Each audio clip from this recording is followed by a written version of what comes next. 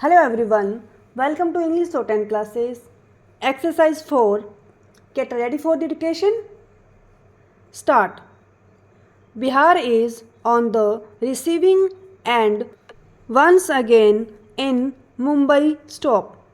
Biharis have been termed infiltrators, and to hear the words of a self-appointed guardian of Marathi sub-nationalism in Mumbai, the most cosmopolitan city in India, they might he run out of the state stop.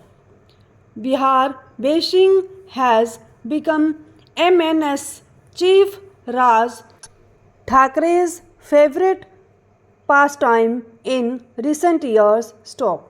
Some of the icons of the authentic subnational movement in Maharashtra who are no more now must be turning in their graves over the bizarre nature of sectarianism that has lately surfaced in the state. Stop.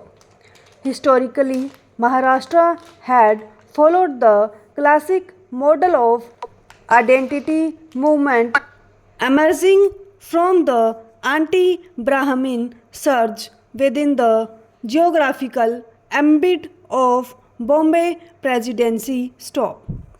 Later, this movement had brought about entrepreneurship by Maratha elites, the sugar cooperatives, and sugar mills being its tangible outcome. Stop. Over the years, they had emerged as an important financial force not only in the state but the whole country. Stop. Despite this sub-nationalism, Bombay had emerged over the years as India's lodestar thanks to its image as the most cosmopolitan and modern amongst all the urban enclave in the country. Stop.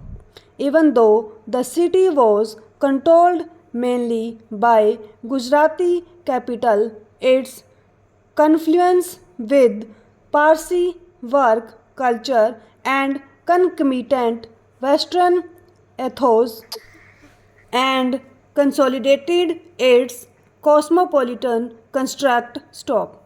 In contrast, Calcutta or Madras, the capital cities of other presidencies, could not be pivots for the idea of national identity. Stop. They both had a powerful tradition of subnationalism, but the principal trigger of national identity construction was Bombay because of its financial muscle and cosmopolitan ethos. Stop. Interestingly, the trade union movement in the city was equally cosmopolitan. Stop. In the pre-independence period, Jawaharlal Nehru had first constructed the blueprint of a coherent nation in discovery of India. Stop. In the post-independence era, he built the structure of a nation through a two-pronged strategy. Stop.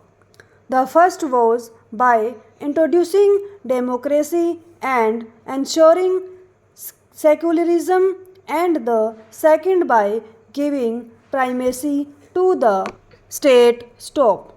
This Nehruite ethos was mediated not only through the constitution but also through the power of cinema. Stop. The latter could be possible because of the convergence between the Nehruite understanding and Bombay's cosmopolitan ethos. Stop. Even though Delhi was the nation's political capital, Bombay became the capital of the national popular culture, contributing substantially to a coherent national identity through its films. Stop. The metropolitan city was not only the home of ideas, idealism, and ideology, but also of several institutions of high scholarship in science, technology, and management in Bombay. Two parallel worlds were created. Stop. In one, the Tatas, Godrej's et al. Built the country's most advanced industrial empires. Stop. In the other, Sydney's S.M. Joshi, Madhu Dhandwat, George Fernandez, and their like built the most radical trade union movement of communist and social persuasions. Stop. The social contradiction, even though quite intense, could be breached by the soft power of the film lyrics of Sahil Ludhianvi, the scripts of K.A. Abbas, direction of Raj Kapoor, music of S.D. Burman, or melodies of Lata Mangeshkar. Stop.